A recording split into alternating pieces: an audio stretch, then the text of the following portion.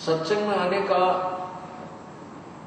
समय नहीं मिलता हमारे को, और हम अपने एक पेट के लिए न जाने कहां कहां देश विदेश में जाकर के मजदूरी करने लग जाते हैं। परमात्मा कहते हैं, परमात्मा ने आके हमें बताया है, क्योंकि जो ज्ञान मैं आपको प्रचार कर रहा हूं ये परमात्मा का दिया हुआ है, ये जन साधारण की बनाई कथाएं नहीं है। और परमात्मा ने हमें आगाह करने के लिए, हमें चेताने के लिए ये तत्व ज्ञान अर्थात सत्संग में प्रदान किया है। तो इन्होंने ये बताया कि हमारा कहने का तात्पर्य ये नहीं है कि आप काम ना करो, घर त्याग दो, ऐसा नहीं। प्रभु ने स्वयं आकर के वो लीला की थी, एक दुल्हे का रूप धारण करके और कपड़े बना करते थे। हमारे लिए एक प्रमाण छोड़ गए, हमारे उदाहरण बना गए कि एक परमात्मा पाने के लिए जंगल में जाना, कर्म त्यागना अनिवार्य नहीं है। क्योंकि गीता जी में लिखा कि अर्जुन यदि तू काम ना करेगा तेरा निर्वाह कैसे होगा। काम भी कर, राम भी रट। गलती ये कर रहा है कि तू केवल माया का मजदूर बना हुआ है, परमात्मा याद नहीं करता। काम भी कर, भगवान भी याद कर। लेकिन सत्संग आने के आए बिना की बात समझ में नहीं आती। एक समय परमात्मा बताते हैं कि राम नाम कड़वा लागे ये मीठे लागे दाम, दुविधा में दोनों गए भाई माया मिली ना राम। एक समय दास पंजाब के अंदर सत्संग करने गया हुआ था हमारे गुरु जी के स्थान पर। तो वहां हमारे गुरुदेव के जो शिष्य थे उनका कोई रिश्तेदार आया हुआ था, सह परिवार। शुक्र को वो आया हुआ था, शनिवार को उसने वापस वहां से चलना था। शनिवार को ही ये दास यहाँ हरियाणा से पंजाब में सत्संग करने जाता था, सेकंड संडे को। तो शनिवार को पहुंच जाते थे हम। संडे को सत्संग करके 12-1 बजे तक, 1:30 बजे से हम चल पड़ते थे, क्योंकि यहाँ सत्संग बहुत जोरों पर चल रहे थे। उन गुरुदेव के शिष्यों ने अपने रिश्तेदार से कहा कि कल आज महाराज जी आएंगे। शनिवार को जब वो चलने लगा चंडीगढ़ को, आज महाराज जी आएंगे, आप आज रुको, कल सत्संग सुन के जाना, बहुत अच्छा सत्संग सुनाते हैं और ये समय बार बार नहीं मिलता, आप आए हो, कल शाम तक चंडीगढ़ पहुंच जाना। तो उसने कहा कि संडे को यानी रविवार को एक पार्टी आनी है जिसके साथ मेरा एक अनुबंध होना है, और उसमें मुझे लगभग 5 लाख रुपए का लाभ होगा, बेनिफिट होगा। उन्होंने पूछा रविवार को किस समय आएंगे वो, कि 3 बजे दिन में। उन्होंने बताया कि 12 बजे 12:30 बजे तक सत्संग हो जाता, 10 से 12 बजे तक 2 घंटे सत्संग करते हैं। आप 1 बजे चलोगे तो 3 बजे पहुंच जाओगे चंडीगढ़, 4 पहुंच जाओगे, 1 घंटा उनको फोन कर देंगे, वो रुक जाएगी। वो कहने लगा नहीं आपको नहीं मालूम मेरे व्यवसाय का, काम चौपट हो जाएगा, मैं नहीं रुक सकता, फिर देखूंगा कभी। यूं कहकर वो चल पड़ा। परिवार के 4 सदस्य थे, चारों के चारों उस गाड़ी में, मारुति गाड़ी में, कार के अंदर विराजमान थे। अंबाले के पास जा लिए, वहां पर एक बजरी से भरा हुआ ट्रक खड़ा था, उसके पिछले व्हील निकाल रखे थे, जैक लगा रखा था, और उस स्वयं वो गाड़ी ड्राइविंग कर रहा था। उसको तो 5 लाख दिखाई दे थे, कुछ नहीं दिखा था, इतनी स्पीड से गाड़ी भगा रहा, क्योंकि आने वाले उस मेहमानों के लिए व्यवस्था करनी थी, गुड्डी छुट्टी लाने की, कितना कोई रेस्ट हाउस बुक कराना था, कोई होटल बुक कराना था। उसने वो दिखे गए, उसने मारी, उसकी गाड़ी जो है उस ट्रक के नीचे जा घुसी। उस गाड़ी के घुसने से वो जैक हट गया और वो लोडेड ट्रक बजरी का उस कार के ऊपर गिर गया। चारों के चारों सदस्य वही मट्टी में मिल गए। ये परमात्मा अब सिर पर धर ले उस 5 लाख के कंट्रैक्टर ने, जो काम करना था इस मनुष्य से वो कराया नहीं गया, और जोड़ रखे मुस्लिम भी ने 20-30 लाख के कौन बरतेगा भगवान जाने। और जो पाप कमाए परमात्मा नहीं बजा, फिर गधा बने कि तो सुअर बने 84 लाख क्यों नहीं भोगनी पड़ेंगे। परमात्मा याद दिलाते हैं, राम नाम कड़वा लागे ये मीठे लागे दाम, भाई दुविधा में दोनों गए माया मिली नाराम। पुण्यात्मा ये बात कहने सुन की नहीं है, ये कर पाड़न की है। एक भक्त कहने लगा, शुरू ये बातें जब सुनता है इंसान अपनी बुद्धि से सोचता है, कहने लगा जी ये तो बातें कहन की हैं, डराने के लिए कह रखी हैं, भाई तू गधा बनेगा, सुअर बनेगा, पशु बनेगा, ना ये तो डराने के लिए कह रखी हैं, ऐसा कुछ नहीं होता। और किसने देखा है और उसको बताया कि नादान, अब कोई चोर चोरी करता है और उसको कोई बताता है कि चोरी मत कर, तुझे पुलिस पकड़ेगी, पीटेगी, काला मुंह किया जाएगा, तेरी सजा हो जाएगी। यदि वो चोर नो कहे किसने देखा है, ये तो डराने के लिए कह रहे हैं, ऐसा कुछ नहीं होता है, तो उसकी नालायकी है। वो सभी बातें उसके साथ बीतेंगी जो उसको पूर्व आगाह किया जा रहा है कि चोरी करेगा तू पिटेगा, काला मुंह करेंगे और वह फिर सजा हो जाएगी। यदि वो डर जाता है, वो डर भी है और सत्य भी है। अगर वो उस डर से डर जाता है तो बुराई से बच जाएगा, चोरी नहीं करेगा, और चोरी नहीं करेगा तो सजा नहीं होगी। जो संतों ने हमें बताया है, परमात्मा ने आकर के हमें ये तत्व ज्ञान दिया है, उस पर हमने खरा उतरना चाहिए, उसको सत्य मानना चाहिए, और उसमें डर भी है और सत्य भी है।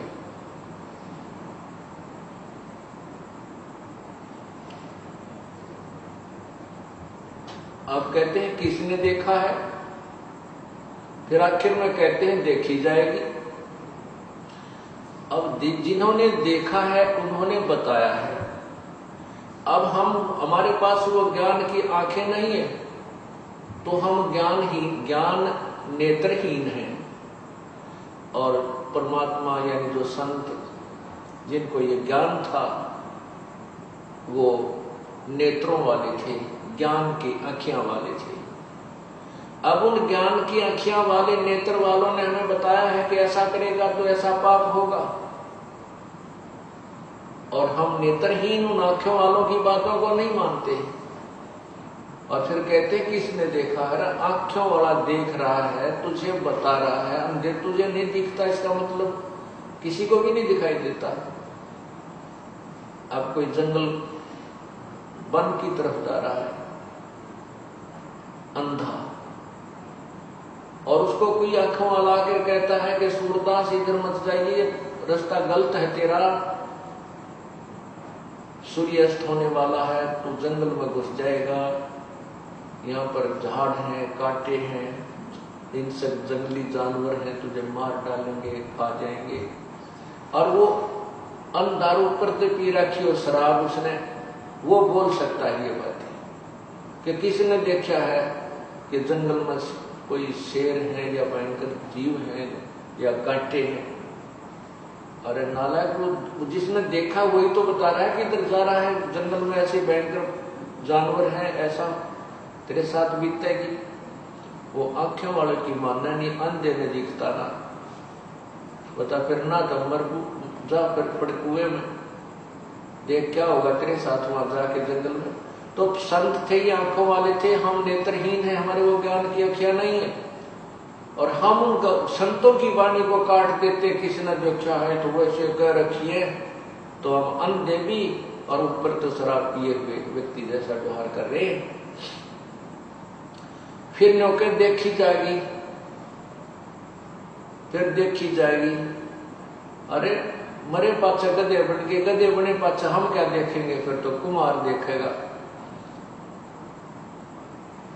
ऊपर कमर पर 2.5 मन का बोरा होगा और अच्छा लंबा लठ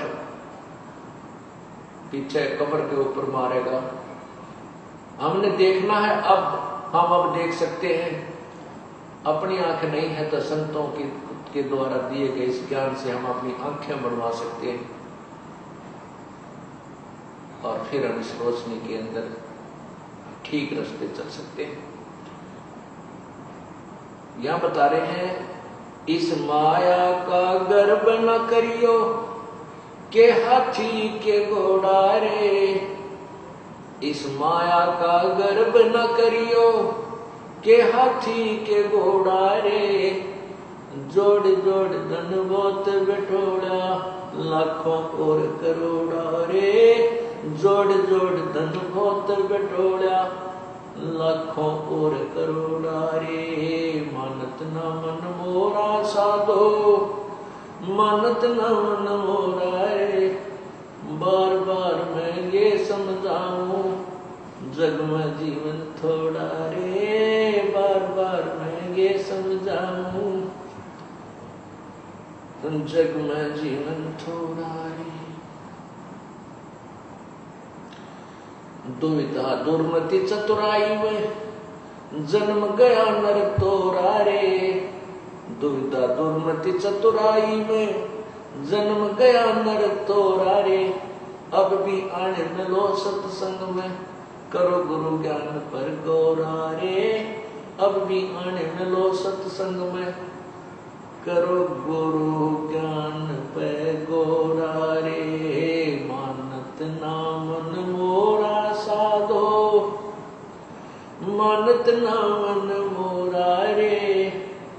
बार बार मैं ये समझाऊं, जग में जीवन थोड़ा रे। बार बार मैं ये समझाऊं, जग में जीवन थोड़ा रे। क्या बताया है कि दुविधा और दुर्मति और चातुरता अपनी सोचते सोच कर घना छाना बन करके, और दुविधा में दुर्मति। दुर्मति जब तक हम सत्संग नहीं सुनते, हम कितने सियाने बने हैं, चाहे कितना ही हम संसार ये अध्यात्म भौतिक धन जोड़न की अपनी बुद्धि को प्रयोग करते हैं। परमात्मा कहते हैं कि तत्व ज्ञान के बिना ये मनुष्य इस दुर्मति के कारण दुविधा यानी डुप्लीकेट माइंड, डबल माइंडेड आदमी रहता है। दुविधा दुर्मति चतुराई में जन्म गया नर तोरा रे।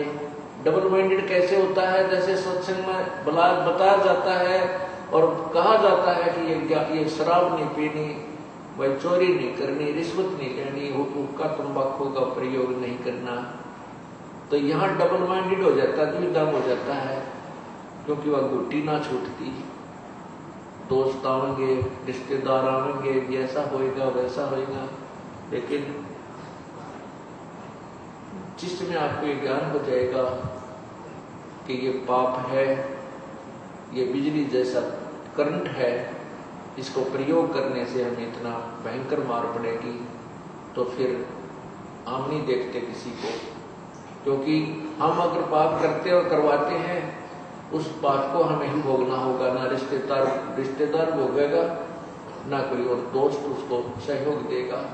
तब हमें डर लगता है कि हम ऐसी गलती नहीं करेंगे। तो यह ये बताना चाहा परमात्मा ने कि अब भी आन मिलो सत्संग में। कोई किसी भी स्थिति में है, अब भी आन मिलो सत्संग में और करो गुरु ज्ञान पर गौरा रे। जो संत ज्ञान देता है, गुरुदेव जो ज्ञान देते हैं, उस पर अमल कीजिए।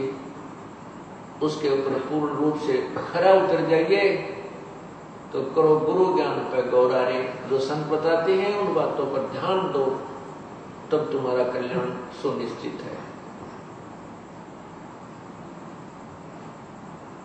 इसी प्रकार बताया है कि ये संसार समझदा नहीं, कहंदा श्याम दोपहरे नु, गरीबदास ये वक्त जात है, रोगे इस पैरे नु। ये संसार समझदा नहीं, कहंदा श्याम दोपहरे नु। अब पुण्यात्माओं, जब तक हमने ज्ञान नहीं, हम अपने नैतिक जीवन को ही उत्तम मान रहे हैं। शराब पी कर इंसान यदि धूप में पड़ा हो और उसको कोई कहे अरे भले आदमी उठ ले, तू यहाँ से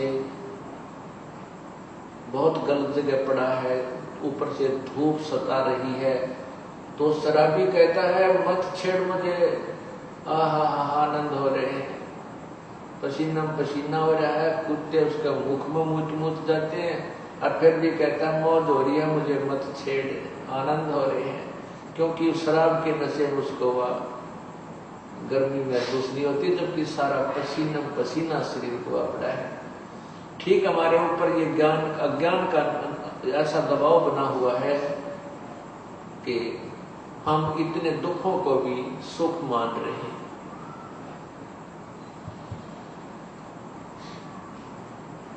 परमात्मा कहते हैं कि जैसे ये संसार समझदा नहीं, कहंदा श्याम दोपहरे नु। एक व्यक्ति के 4 लड़के थे, उसके 2 मृत्यु को प्राप्त हो गए,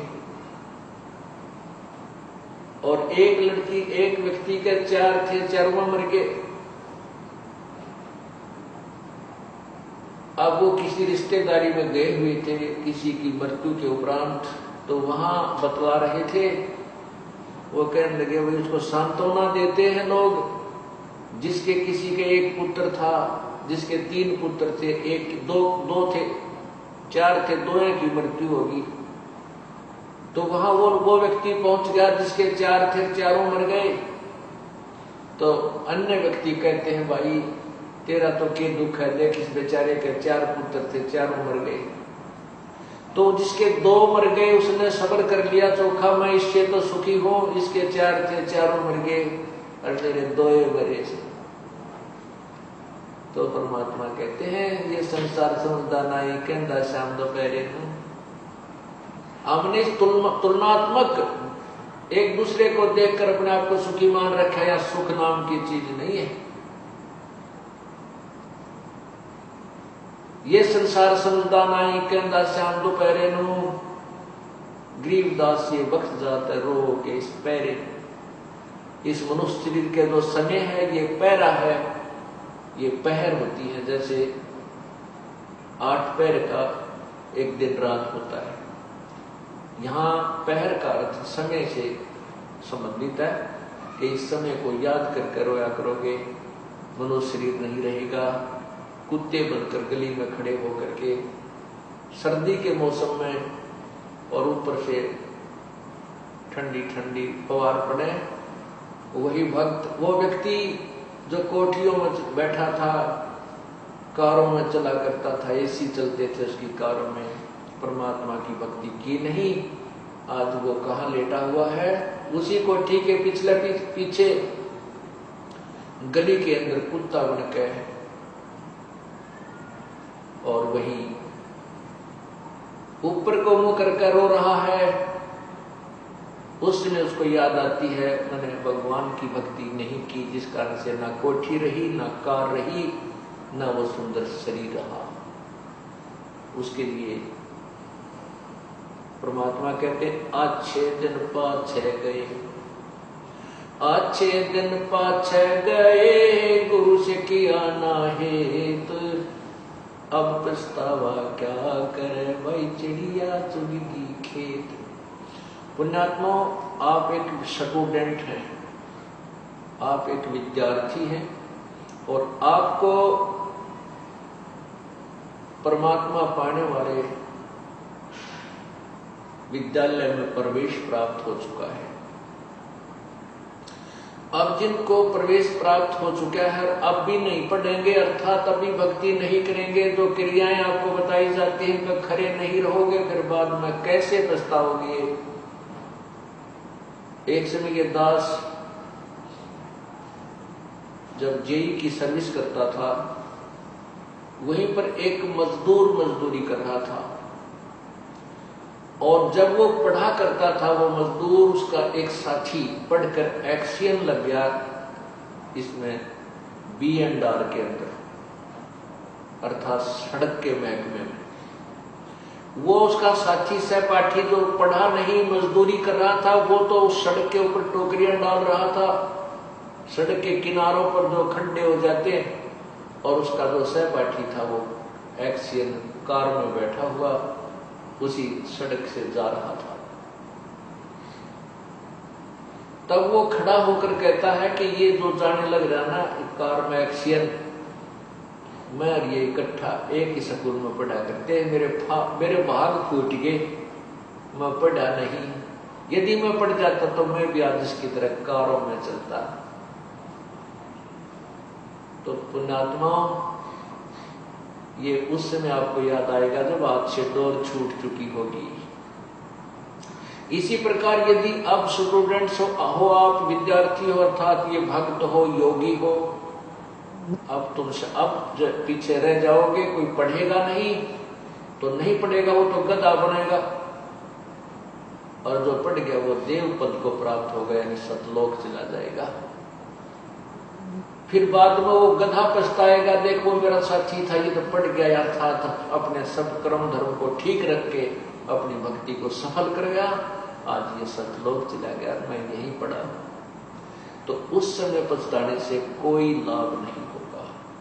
उसके लिए परमात्मा कहते हैं, अच्छे दिन पाछे गए गुरु से क्या ना हेत, ये पछतावा के बिना चिड़िया चुकी खेत।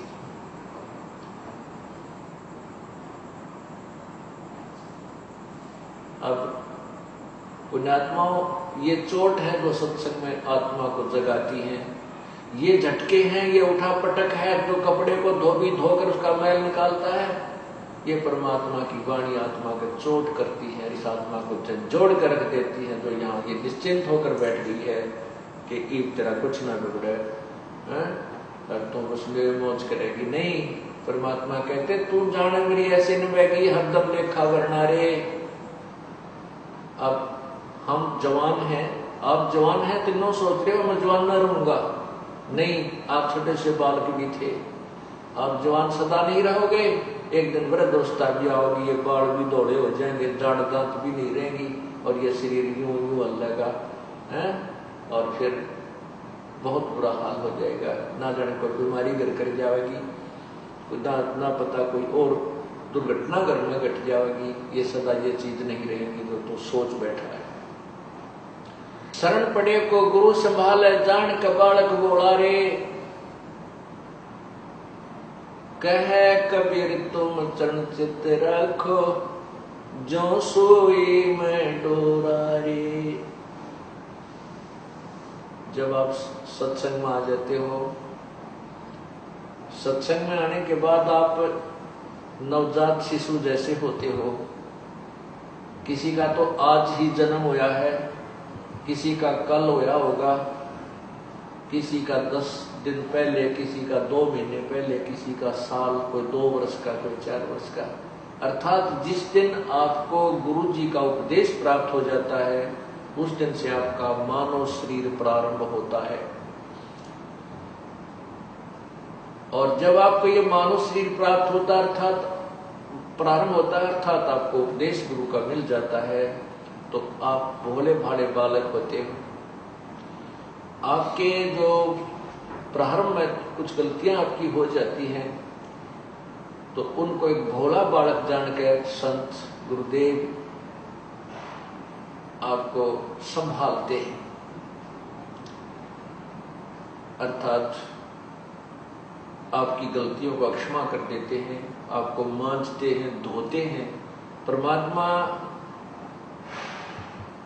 के से मिलने योग्य बनाते हैं। जैसे बच्चा ने टट्टी पेशाब करके सारा शरीर खराब कर रखा होता है, कपड़े भी खराब कर रखे होते, तो माँ उसको सीने से नहीं लगाएगी, पहला साफ करेगी, धोएगी और फिर उसने नए कपड़े बना के सीने से लगाओगी, प्यार करेगी, दूध पियाओगी।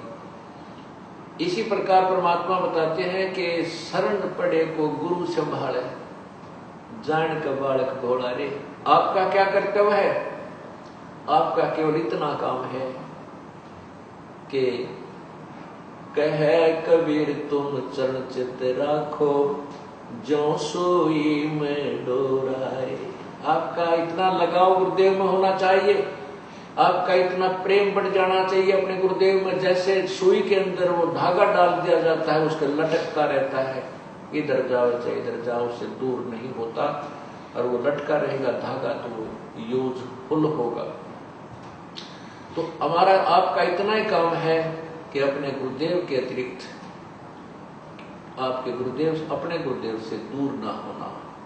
द्वार धनी के पड़ा रहे और धक्के धनी के खावे, कहे कबीर सो काल झक झोल ही, भाई द्वार छोड़ ना जावे।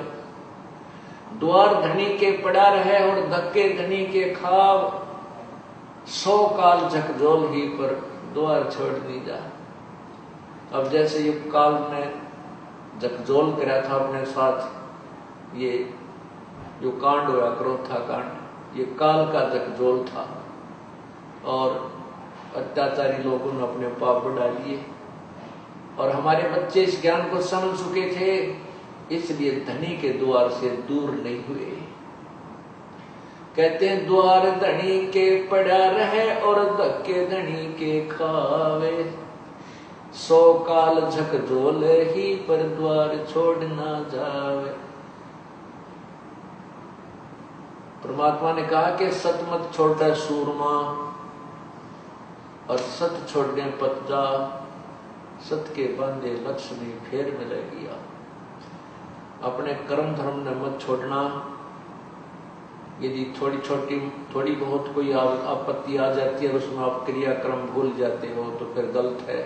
नहीं, अपना लगे रहना, और फिर देखना आपकी फिर वही मौज कर देगा परमात्मा। कि सत्य के रहने से वही जो का तुम आपको सब वस्तु प्राप्त हो जाती है। क्या बताया था?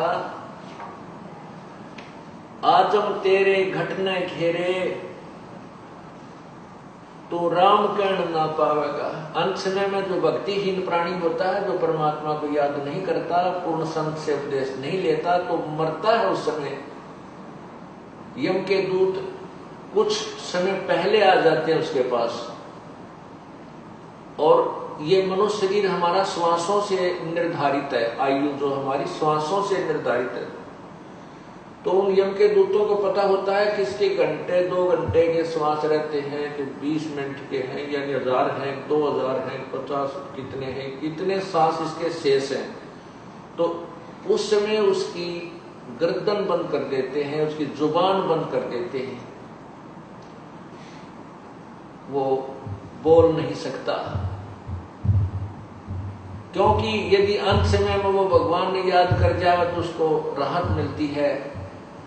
इसलिए भक्तिहीन प्राणी को अंत समय में परमात्मा याद वैसे तो आवे को नहीं, बिल्कुल नहीं आवा, चाहे कोई कोशिश कर लेना, क्योंकि उसने सारे उम्र में जो पाप और कुकर्म किए हैं वो उसके शरीर में इतना प्रभाव कर देते हैं, उसको याद दिलाएंगे राम नाम तो भी नहीं बोल सकता, क्योंकि तो पहले अभ्यास करना पड़ता है, तभी अंत समय में भगवान याद आता है।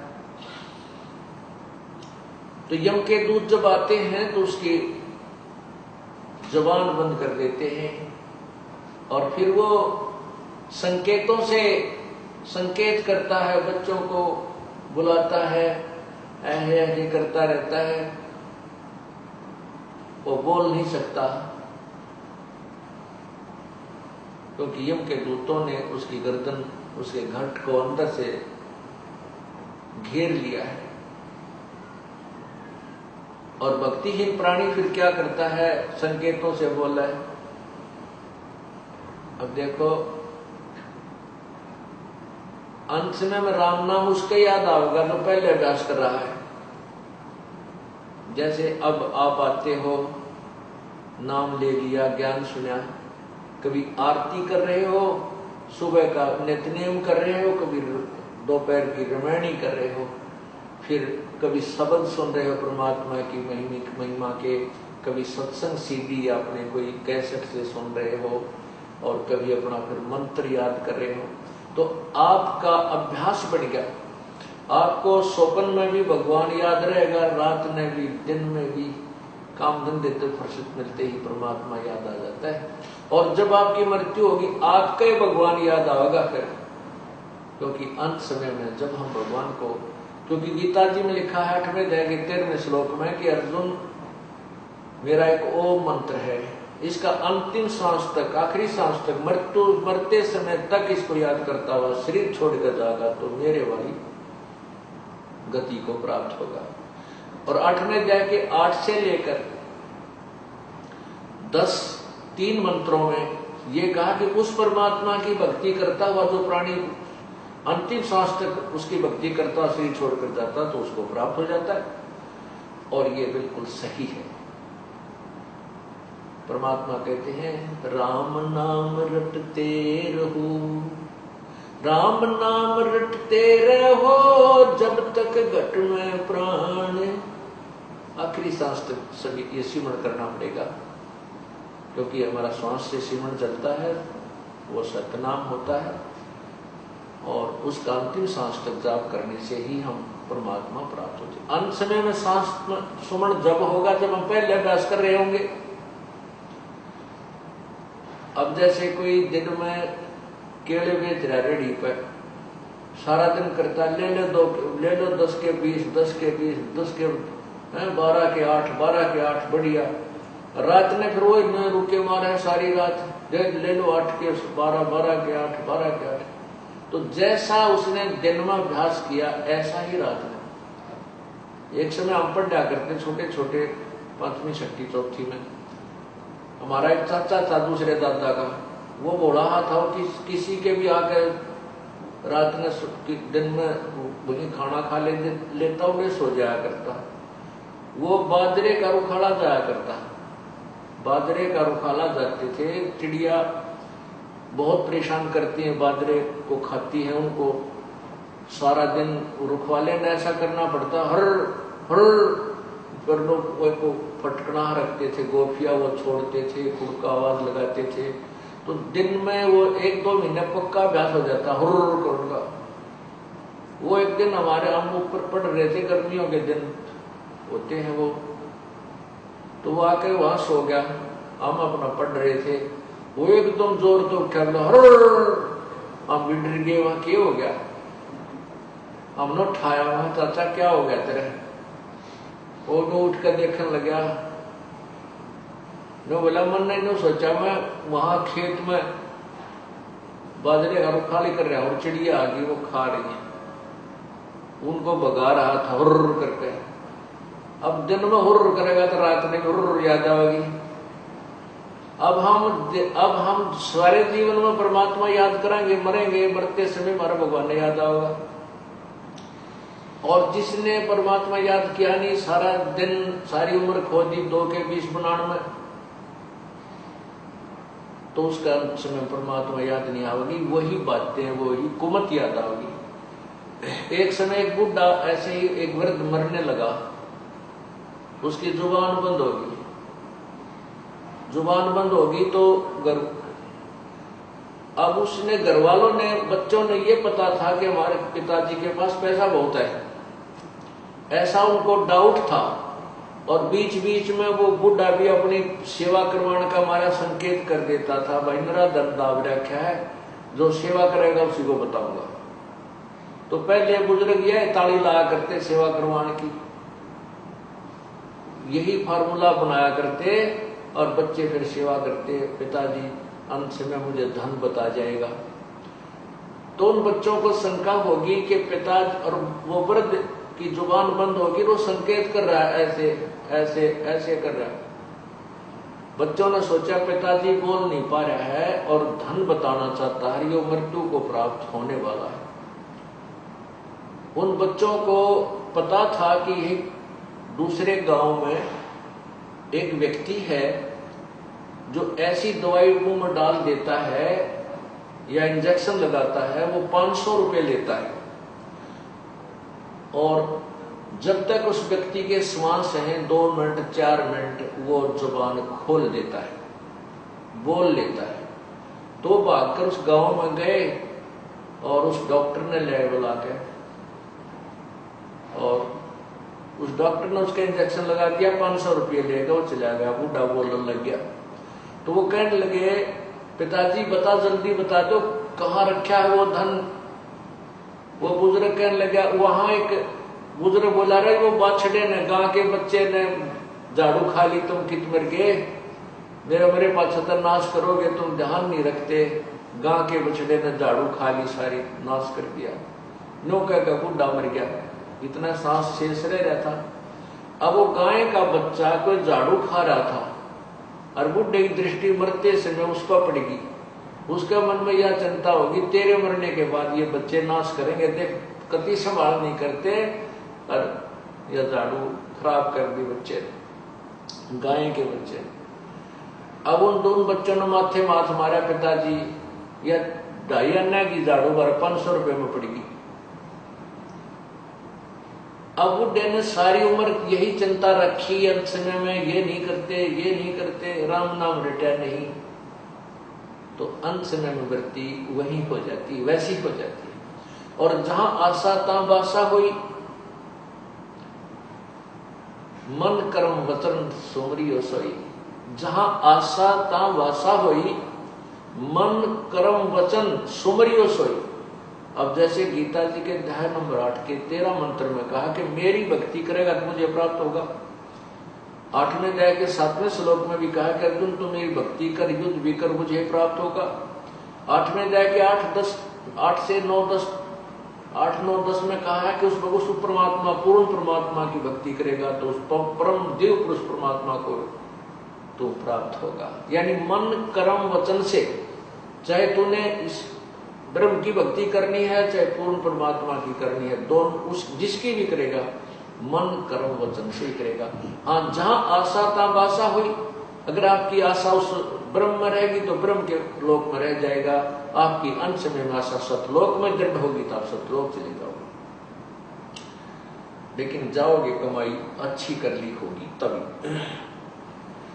और जिसने कोई सी भी भक्ति नहीं करी, वो कहां जाएगा?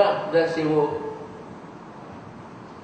अंत में मरते समय बच्चा में चिंता होगी, बच्चों में, अपने परिवार में ममता रह जाती है, और वही मर कर फिर पशु बन जाएगा, कोई कुतिया बन जाएगी, कोई कुत्ता बन जाएगा, कोई गधा बन जाएगा, या कोई बैल बने, कोई पशु बने। एक भगत, एक व्यक्ति किसान था,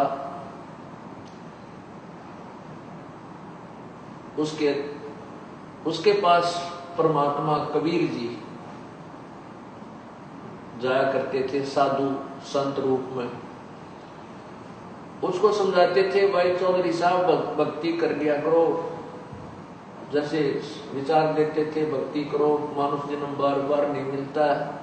हमने जो पढ़ाई पढ़ रखी होती है वो उल्ट पढ़ रखी होती है। हम कहते हैं कि अभी भक्ति करने का समय नहीं, हम तो बुढ़ापे में भक्ति कराएंगे, अभी तो बच्चे पालने हैं, बड़े कराएंगे, इनका ब्याह करनी है, शादी करनी है, नो करना, मकान बनाने। लेकिन संत बताते हैं कि भक्ति करने के लिए कोई समय का सीमा नहीं है। और क्या पता हम बुढ़े हो, पहले मर ले, बुढ़े ना भी हो पाओ, फिर कैसे करेंगे? तो परमात्मा समझाया करते कि भाई भगत जी, तो नाम जप लो, आप भक्ति किया करो। लेकिन वो किसान कहता, बाबा जी अभी तो बालक छोटे छोटे हैं, बड़े बालक हो जाएंगे, हाँ, फिर मैं आपका उपदेश ले लूंगा। अब संत को तो मालूम होता है कि ये अनजान है, तो इसने ज्ञान को नहीं, फिर इसकी दुर्गति होगी, तो बार बार आते रहे। जब उसने बालक ब्याह लिए, शादी कर दी, पोते भी हो लिए, परमात्मा फिर गए कि चौधरी साहब, एक किसान अब तो नाम ले ले, भक्ति कर ले। नो बोला बाबा जी छोटे छोटे पोते हैं, बच्चे खेत में काम करते हैं, इनको मैं रखता हूँ, खिलाता हूँ, हैं, और रुक जा 5-4 वर्ष और रुक जा, फिर तेरा नाम मैं जो अवश्य लूंगा। अब परमात्मा फिर गए तो 5-4 वर्ष के बाद परमात्मा उस किसान के घर फिर गए, देखा तो किसान नहीं था। बच्चों से पूछा तुम्हारा पिताजी कहाँ गया? उन्होंने बताया जी 4 वर्ष हो गए पिताजी की मृत्यु होगी। प्रभु को तो पता था। वही व्यक्ति वही मर के बैल बन गया, उन्हीं की गाय के बच्चा पैदा हुआ और उन्हीं के वहां बैल बन गए, खेत में हल जोत रहा। हल में जोत रखा बेटे ने। अब वो परमात्मा यानी कबीर परमेश्वर वहां खेत में गए, लड़के से कहा भाई लड़के एक बार रोकना इन बैलों को, खेत में हल में जोत रखे थे। परमेश्वर ने कहा, कबीर जी ने कहा कि एक किसान वो बैल न बोला रहा भगत यो के बन बैठा, तो मैंने कितना कहा राम नाम ले ले, भक्ति कर ले, देख बैल बन बैठा, आजा तुझे अब तेरा यो शरीर छुटवा दूं बैल का, तेना मार दूं और फिर तुझे मनुष्य शरीर दे दूंगा, तू भक्ति कर लिए। तो वो क्या कहता है बैल के बाबा जी तेरा दिमाग खराब हो रहा है, मैं यहां मर जाऊंगा, मैं बैल नहीं रहूंगा और ये बच्चे और बैल लाएंगे निकम्मा, और वो बढ़िया काम करे नहीं, बड़का को टोटा हो जाएगा, बच्चों को घाटा आ जाएगा, तू अपना काम कर, मैंने लगा रहने दे। अब परमात्मा चले गए। 5-7 वर्ष पाछो बैल भी मर गया। वो बैल मर गया, फिर उनके उसी घर में सर्प बन गया। अब उस सर्प बन गया तो जो पहले मनुष्य जीवन में उसने कुछ 2-4 हजार रुपये दबा रखे होंगे, तो वो सर्प जो है योनि में प्राप्त हो जाता वो प्राणी, तो उस धन न ढूंढता अंडाग्रह, उस घर में घूमा करता है कि मैंने यहाँ धन दाब रखा था चांदी के सिक्के। वो किसान की आत्मा सर्प बन के आया था वो धन ढूंढन। उन पुत्रवधुओं को ने देख लिया कि सांप आ गया, उन्हें आवाज लगा दी, बेटे लठ लेकर आए, उसका मारे लठ सांप के। वो मोरी में के भागता भागते गए, 1-2 लठ लगे, 4 सांकड़ी टूट गई उसकी एक हड्डी, और वो मोरी से बाहर निकल के एक झाड़ी में जाके और तड़पन लग गया। परमात्मा वहां फिर जा खड़े हुए कबीर जी, क्योंकि ये कहते हैं, परमात्मा कहते हैं कि जो जन हमारी शरण है ताका हूं मैं दासे, गेल गेल लाग्या फिरूं जब तक धरती आकाश। अब परमात्मा की वो कोई पुण्य आत्मा थी, किसी जन्म में उनके साथ रहे थे, भक्ति की हुई थी, उस कारण से उसको शरण में लेने के लिए सब लीलाएं प्रभु ने की। अब वहां जाकर कहने लगे रहे भगत आत्मा अब भी आजा, तो मान जा मेरी बात, आजा तुझे मनुष्य शरीर दे दूंगा और भक्ति कर लेना। तब वो सांप नो कह सर्प बोला कि हे महाराज जी मेरा जीवन बचा दो, मुझे ले लो शरण में, मेरा शरीर छुटवा दो, मुझे ले लो शरण में और मैं भक्ति करूंगा। तो परमात्मा बोले भाई शरण मत आया, फिर सांकड़ी तोड़वा का आया, तो आई तो तेरा बात समझ में, पर यह हड्डी पसली एक होली तेरी जब समझ में आई। अगर ये बात तो उस समय मेरी मान लेता ना, तो तेरे कोई गड़बड़ नानी होती, पोते भी खिलाता और भगवान भी बच लेता। एक पंथ 2 काज होते भाई, पर यह बुद्धि काम जारी है तुम्हारी, क्योंकि तत्व ज्ञान रहा नहीं।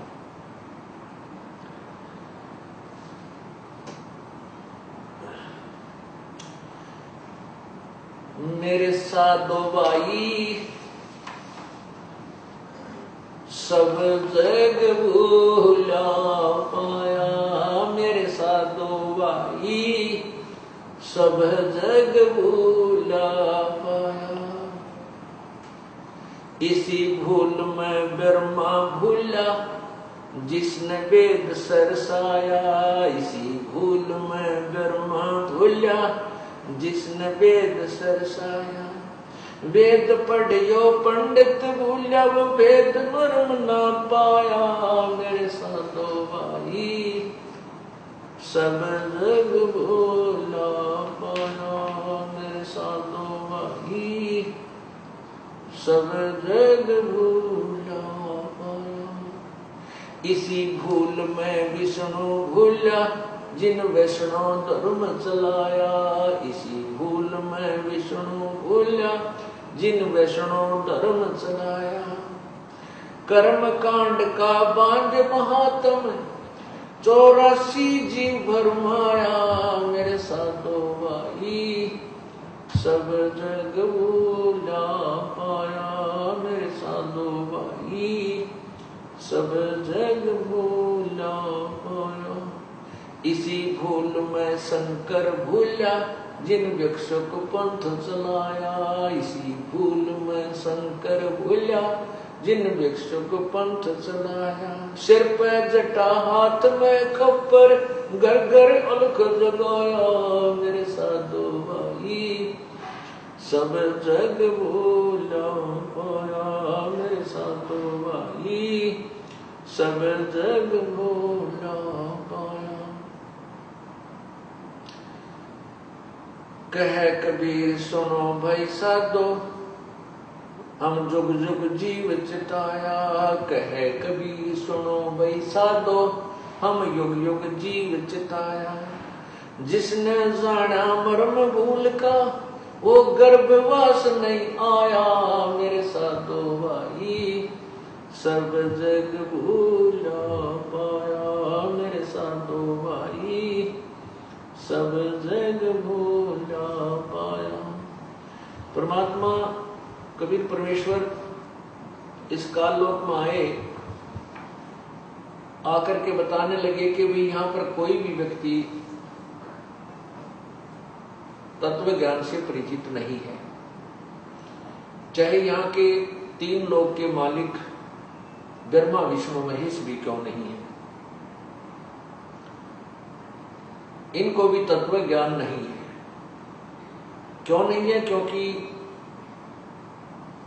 ब्रह्मा जी की जब उत्पत्ति हुई कमल के फूल के ऊपर थे और ब्रह्मा जी अपने पुत्र नारद जी को बताते हैं कि नारद जब मेरा जन्म हुआ मैं कमल के फूल पर बैठा था, मुझे नहीं मालूम मैं कहां से जन्म हुआ, कहां से उत्पन्न हुआ। और ब्रह्मा जी को ने ही जो वेद प्राप्त हुए उन्हीं का ज्ञान फिर विष्णु और शिव को दिया। ऐसे ही परमात्मा हमें ये बता रहे हैं कि मेरे साधो भाई यहाँ सबका भूल लगी हुई थी, कोई भी तत्व ज्ञान से परिचित नहीं था। पहले तो राम नाम को बजने को तैयार नहीं, और यदि कोई पुण्यात्मा भक्ति करना चाहते उसको मार्ग ठीक नहीं। मैंने आकर के फिर ये तत्व ज्ञान समझाया। अब इस जीव को सबसे भयंकर जो रोग लगा हुआ है वो जन्म और मृत्यु का है। जन्म और मृत्यु का सबसे भयंकर रोग है। ये ना ब्रह्मा का समाप्त हुआ है, ना विष्णु का समाप्त हुआ, ना शिव का, क्योंकि ये ब्रह्मा विष्णु महेश भी जन्म और मृत्यु को प्राप्त होते हैं। और अन्य प्राणी जो इनकी साधना करते हैं वो तो फिर उनका तो कहना ही क्या है।